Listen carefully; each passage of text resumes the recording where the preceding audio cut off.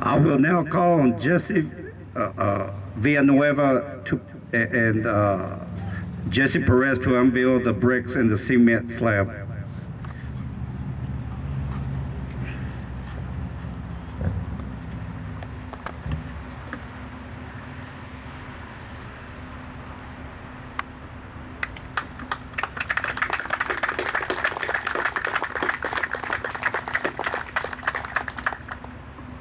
These were done by Crawford Bowers, and they've done a real great job. We appreciate it. Thank you, Mr. Villanueva, Mr. Perez. It looks beautiful, and it is a great honor. I will now call on Edwin Montequia to introduce our speaker. Well, I don't know if I should speak English or what. Well, he comes from the same place, so we say talofa, means the same thing. Hello.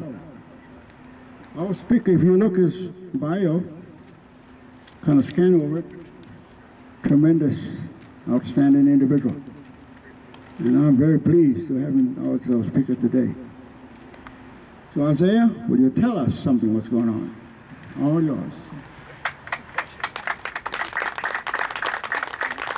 Thank you there, President Montequia. And really, first of all, just Mr. Mayor, also distinguished guest and Veterans Assembly here today.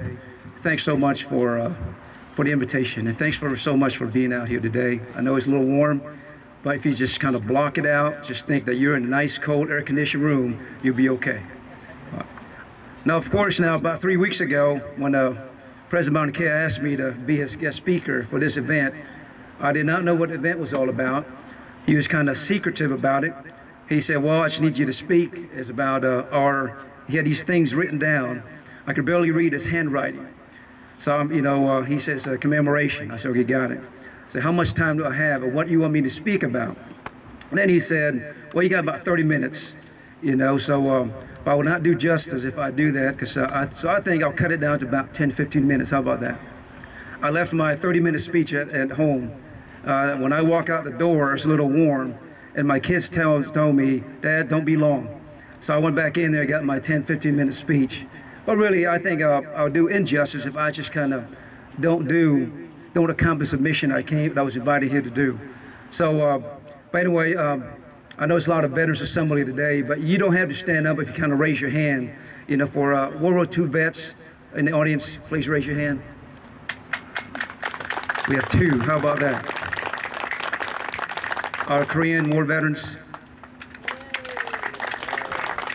Yeah, several. Okay. Our Vietnam veterans. Over 7 today. Well, Mr. Montequia raised his hand in every one of these groups. Yeah. I'm going to check his record. And of course, our Global War and Terror veterans here today. And we have several here today. So really, to our veterans, thank you. But to our veterans, thanks for your service and sacrifice. Today, we are the best Army and the best military in the world. As you know, we're well equipped, well trained, and of course, we are the best in what we do. But I want you to know that we did not do this alone. You, all of you veterans, had a hand in our success today because you paved the way for us. We learned from your lessons of the past. We took your challenges and concerns and improved upon them. That's how we became the best Army and the best military in the world today. So even though that we served in different era and conflicts, one thing that we have in common, and that's the life of service. We serve for a cause much greater than our own. But the question we ask ourselves, why do we serve? And we know that some of you raise your hand 2, 3, 4 times. You've been in many wars, many conflicts, knowing that there's death all along. That happens there, but we continue to go. We continue to raise our right hand and say, send me. We continue to volunteer. So why do we serve? As I ask around and as I visit our troops in the training base and combat and everywhere, also the leaders, I ask that question. Why did you join the military? Why do you serve? And of course, here are some of the responses. Some of them say it's a legacy of service within their families. That means their great-grandfather served, their grandfather, their father, now it's their turn. Some will say, well, both of their parents are currently in the military, so that can influence them to serve.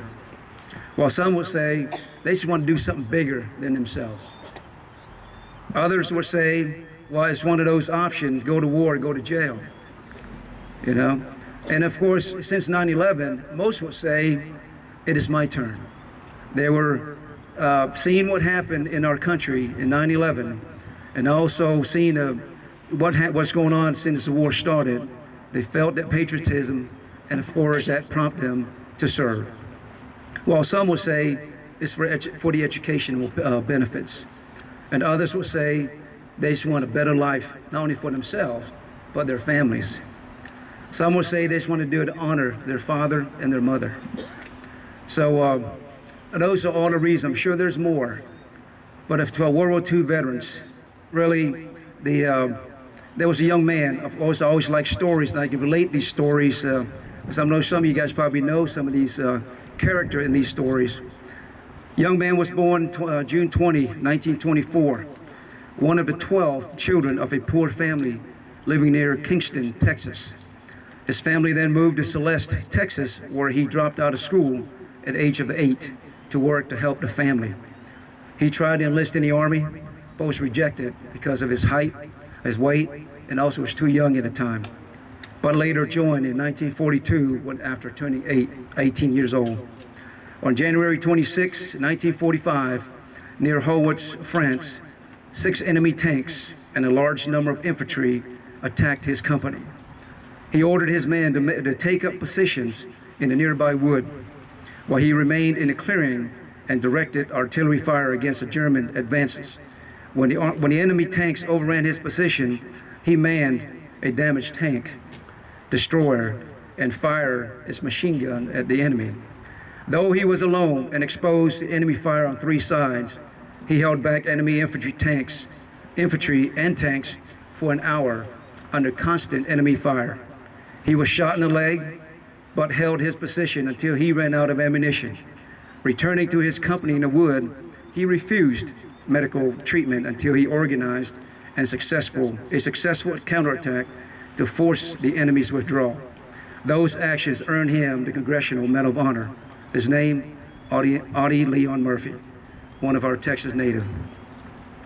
In the Korean War monument, there's an inscription that reads, our nation honors her sons and daughters who answers the call to defend a country they never knew and the people they never met. These words etched in the Korean War Memorial commemorates the service, commitment, and sacrifice of the U.S. Armed Forces members who fought a war against communism half a world away. However, for many years, the Korean War was referred to as a police action, the Korean conflict, and a forgotten war. But yet, in all sense of the word, it was war. While millions died and many more suffered from hostilities, the nation collectively forgot about or ignored the war and its veterans. One of the Korean War veterans named Spencer Titley, U.S. Army, says about this, I'm proud of what we did, and we did it. And we went to help a country that needed it. To our Korean War veterans, people in your era may have forgotten your service and that you were at war, bringing peace and stability to a country not only far away, but in desperate need of help. But all of us today, we can honestly say that in my generation, we did not forget, we remembered. Of course, a young man, a young corporal, serving in the 7th Infantry Regiment, 3rd Infantry Division, entered the service at Gallup, New Mexico. On the night of 24th April, his company was occupying a defensive position when the enemy attacked, threatening to overrun the position. This young corporal was a machine gun squad leader. Aware of the imminent danger to his men, he jumped from his sheltering, wielding his bayonet in close hand-to-hand combat, killing approximately 10 of the enemy. Returning to his position, he administered first aid to the wounded and directed their evacuation. As another savage assault hit the line, he manned his machine gun and delivered withering fire until his ammunition was expended. He ordered the squad to withdraw while he stayed behind to render the gun inoperable. He then bayoneted his way through infiltrated enemy soldiers to a second gun emplacement and assisted in its operation. When the intensity of the attack necessitated the withdrawal of the company, this corporal ordered his men to fall back while he remained to cover their movement.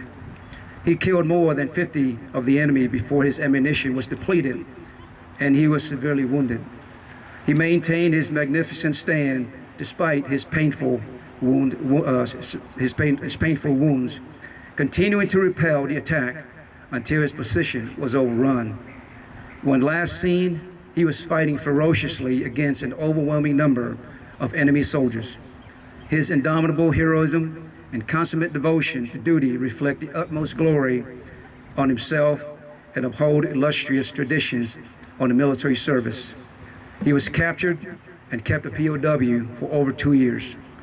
He was later released and received the Medal of Honor. His name, Corporal Hiroshi Miyamoto. To our veterans, Korean War veterans, regardless of what Americans at that time thought of the Korean War and undermining what you did there, this did not break your iron will and fighting spirit. Your action goes to show that you were fighting for something bigger than yourselves. You fought for a people you never met. You fought for your families, and you fought for our great nation. We thank you so much for that, for your service. To our Vietnam veterans, a young man, or I say a mid-aged man, by the name of Walter J. Sobolewski. Some of you probably remember him, was born in Lithuania in 1910. His family moved to the United States while he was a small child. An auto accident ended his boxing career with an outstanding record of only 2 defeats in 33 bouts. Command Sergeant Major Walter J. Sobolewski entered the Army in June 1941 at the age of 31. He served in the Pacific Theater, fighting on the beachheads of the Solomon Islands, the Guadalcanal, and the Philippines. He later served in the Korean War with the 187th Infantry Regiment Combat Team Airborne and the 25th Infantry Division. In 1963, Command Sergeant Major Sobolewski went to Vietnam for the first time. There he served as an advisor to the 32nd Vietnamese Ranger Battalion. He later served in the Dominican Republic in 1965 and then returned to Vietnam in 1966. After a tour at West Point, he returned again to Vietnam in 1968 for the 3rd time. We wonder why people keep going back. So he retired in 1971 at age 61. Why did he serve when he had all the world? He had a successful boxing career, but he served for a better life, for himself and for his family. He served to pay back a country that gave his family an opportunity to live and pursue the American dream. To our Vietnam veterans, you did not receive a hero's welcome when you came home. Most Americans at that time did not support the war and did not support our actions there. Last month in Fort Hood, the 3rd Corps hosted a welcome home ceremony for our Vietnam veterans. We did not forget, we remember. Today in our global war on terror, a young man has just graduated high school. He told his parents of his decision to join the Army. He was prepared at a very early age to serve a mission for his church and then off to college to play football. His father asked him for his reason for joining the military. He told his parents he felt it was his turn to serve. He attended airborne school after completing basic and AIT. He reported to his first duty station with the 173rd Airborne Brigade in Vicenza, Italy, a month prior to their deployment to Afghanistan in support of Operation Enduring Freedom. 2 weeks after arriving in country, a Taliban force ambushed his platoon. After an hour of fighting, the platoon received 2 casualties. This young man was killed in action. The other was wounded in action. Now, this young man could have easily taken door number 1, which leads to serving the mission for his church, and of course, going on to college and play football. But instead, he chose a road less traveled and paid the ultimate sacrifice. His name, PFC Timothy Ray Vimoto, my son. In closing, big bold letters edged on the Korean War monument wall reads, "Freedom is not free." Freedom is not free. Our country had been at war since its inception. Millions of Americans paid the ultimate sacrifice, ensuring this nation under God will endure forever. To ensure these great American service and sacrifice will not go in vain, monuments were erected to honor and to remind all who visit that these men and women died to provide the freedom we enjoy today. May God bless our veterans. May God bless our great country, the United States of America. Thank you.